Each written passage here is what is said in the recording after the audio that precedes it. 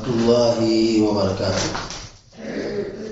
الحمد لله رب العالمين والعاقبة للمتقين والصلاة والسلام على أشرف الأنبياء والمرسلين نبينا محمد وعلى آله وصحبه أجمعين وبعد.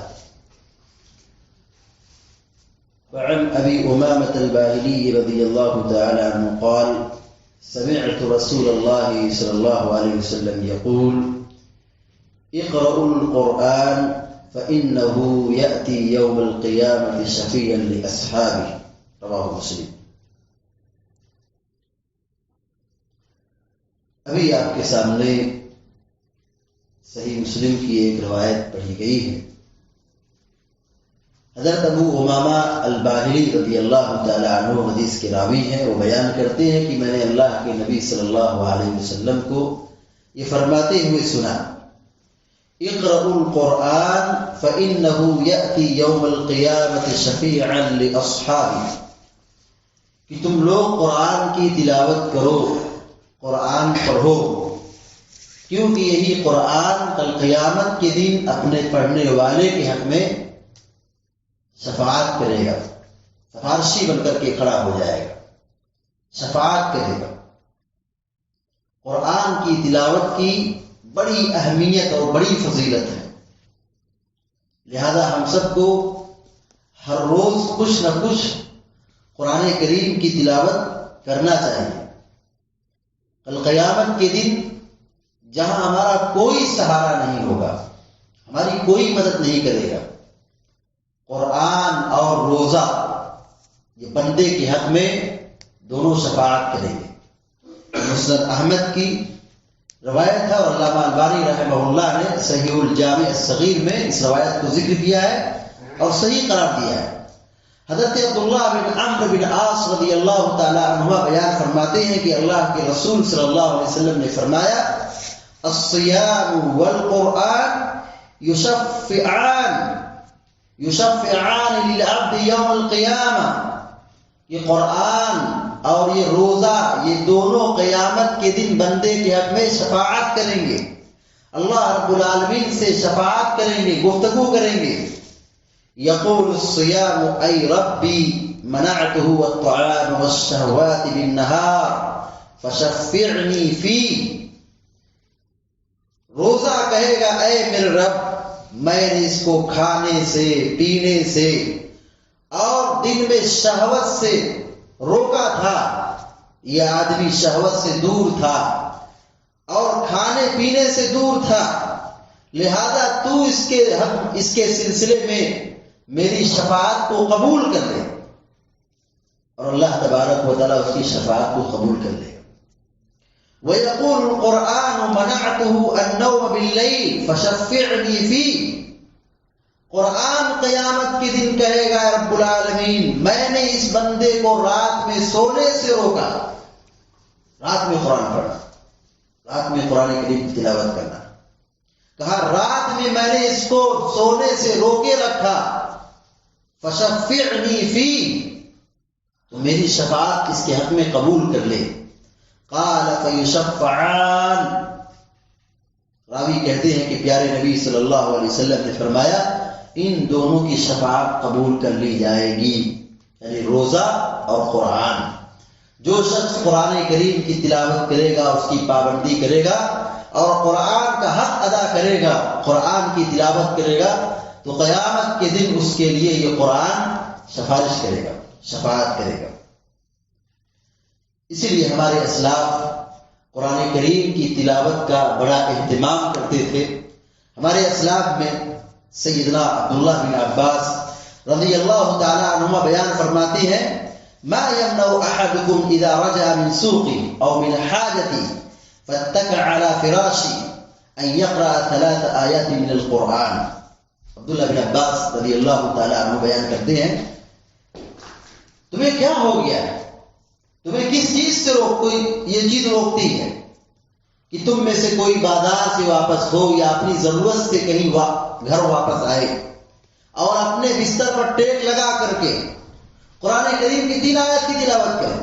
اتنی کم آیت تلاوت کرنے سے تمہیں کون سی چیز روکتی؟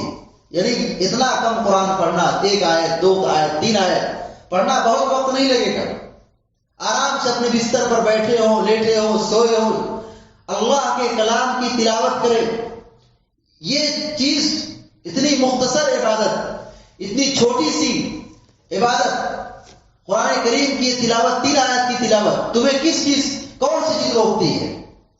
مگر افسوس کا مقام ہے کہ پورا دن گزر جاتا ہے، ہم قرآن کھول نہیں پاتے، قرآن ہم دیکھ نہیں پاتے ہیں. امام ابن کثیر رحمۃ اللہ علیہ لکھتے ہیں کہ کریہوا ان یمضی علی الرجل یوم لا ينظر فی مصحف، کہ ہمارے اسلاف اس چیز کو ناپسند کرتے تھے. ناپسند کرتے تھے کس چیز کو؟ کہ آدمی کا پورا دن گزر جائے اور وہ مصحف نہ دیکھ پائے، قرآن نہ دیکھ پائے، قرآن نہ پڑھ پائے. مکروہ ہے یہ. ہمارے اسلاف اس کو مکروہ سمجھتے تھے، ناپسند سمجھتے تھے کہ آدمی کا پورا دن گزر جائے اور وہ قرآن نہ پڑھ پائے. شیخ محمد بن صالح العثیمین رحمہ اللہ لکھتے ہیں ينبغي للإنسان أن يجعل له في كل يوم حزبا معينا من القرآن يحافظ عليه. شیخ محمد بن صالح العثیمین رحمہ اللہ کہتے ہیں کہ انسان کے لیے یہ بہت اچھی بات ہے، یہ بہتر ہے، مناسب ہے کہ آدمی قرآن کی تلاوت کے لیے کچھ قرآن کا حصہ پڑھنے کے لیے متعین کر لے. مجھے 10 آیت پڑھنی ہے، 20 آیت پڑھنی ہے، 30 آیت پڑھنی ہے، وہ مختص کر لے، خاص کر لے، اور پھر وہ اس قرآن کی تلاوت پر مداومت برتے، ہمیشگی برتے، اس کی حفاظت کرے. ہمارے اسلاف بہت سارے ایسے ہیں جن کی مطلب روایت ہے، جن کا بیان ہے کہ ہمارے اسلاف 40 روز سے زیادہ قرآن ختم کرنے کو مکروہ سمجھتے تھے، ناپسند کرتے تھے. یعنی 40 دن کے اندر ایک مرتبہ قرآن مکمل ختم کرنا چاہیے. ہمارے اسلاف کا یہ معمول تھا. ہمارے اسلاف اس چیز کو ناپسند کرتے تھے کہ ایک آدمی کا 40 دن گزر جائے اور وہ قرآن نہ پڑھ پائے، قرآن ختم نہ کر پائے، یہ ناپسند بات سمجھی جاتی تھی. اللہ کے نبی صلی اللہ علیہ وسلم کس قدر قرآن کریم کی تلاوت کرتے تھے اور اس کا کتنا اہتمام کرتے تھے. بخاری اور مسلم کی روایت ہے کہ اللہ کے نبی صلی اللہ علیہ وسلم ام المومنین حضرت عائشہ صدیقہ رضی اللہ تعالیٰ عنہا کہتی کہ میں حائضہ ہوتی تھی، اللہ کے نبی علیہ السلام مجھ کو ٹیک لگاتے تھے اور میں حیض کی حالت میں ہوتی تھی اور اللہ کے نبی صلی اللہ علیہ وسلم ٹیک لگا کر مجھ پر ٹیک لگا کر کے قرآن کریم کی تلاوت کرتے تھے. اور آپ سمجھ سکتے ہیں اپنے گھر میں، اپنے بال بچوں میں، اپنی فیملی میں، اپنی بیوی کے پاس پیارے نبی صلی اللہ علیہ وسلم قرآن کی تلاوت کا اہتمام کرتے تھے. قرآن کریم کا پڑھنا بہت برکت کی چیز ہے. جب ہماری زندگی میں، ہمارے وقت میں کہیں برکت کی کمی محسوس ہو، بے برکتی کا احساس ہو، قرآن کی تلاوت میں کثرت کرنا چاہیے، اضافہ کرنا چاہیے. اس لیے کہ قرآن کریم کی تلاوت سے بڑھ کر برکت کا کوئی سامان نہیں. قرآن کریم کی تلاوت سے بڑھ کر کوئی ایسی چیز نہیں جو برکت لائے، جس سے برکت ہو. تو قرآن کریم کی تلاوت کرنا یہ ہر چیز میں برکت کا سامان ہے. لہذا اس کو ہمیں پابندی کے ساتھ اہتمام کرنا چاہیے اور اللہ رب العالمین کے کلام سے جڑنا چاہیے اور اللہ رب العالمین کے کلام کو سمجھ کر غور و فکر کے ساتھ، تدبر کے ساتھ اس کے معنی و مفہوم کو سمجھ کر کے ضرور پڑھنا چاہیے. ایک ہی آیت سے، کم از کم ایک ہی آیت، ایک آیت پڑھیں، 2 آیت پڑھیں، 3 آیت پڑھیں، جتنا زیادہ ہو سکے پڑھیں. ایک آیت غور و فکر کے ساتھ پڑھیں، ہماری زندگی بدل سکتی ہے.